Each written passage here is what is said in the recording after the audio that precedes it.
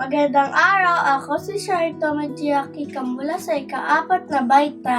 At ngayong araw, ang ating pag-uusapan, kahalagahan at kapakinabangan ng lupa at tubig sa ating bansa.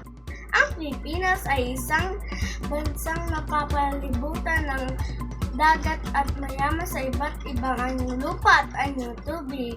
Ito ay may mga kabundukan, kapatagan, bulkan, ilog, lawa, dagat at marami pang iba. Bakit nga ba mahalaga ang mga ito? Bakit nga ba?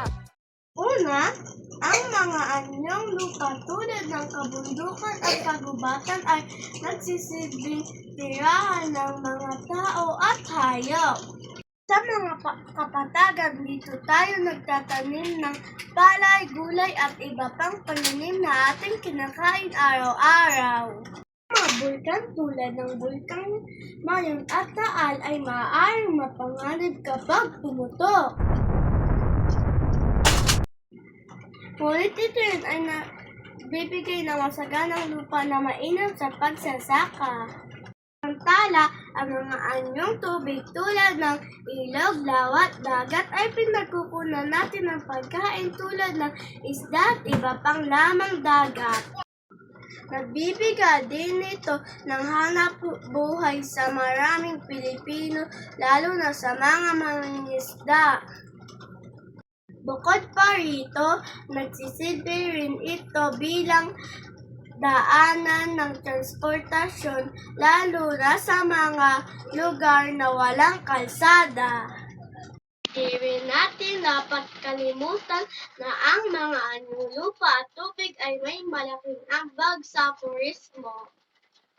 Dahil dito, maraming turista ang pupunta sa ating bansa. Halimbawa na lang ay ang Boracay, Palawan at Chocolate Hills sa Bohol. Kaya naman napakahalaga na alagaan natin ang anyong lupa at tubig sa Pilipinas. Ito ay hindi lang basta likas na yaman, kundi bahagi rin ng ating pagkakakilanlan bilang mga Pilipino. Maraming salamat po at naway patuloy natin pahalagahan ang kagandahan ng kalikasan sa ating bansa. Bye-bye! Paalam!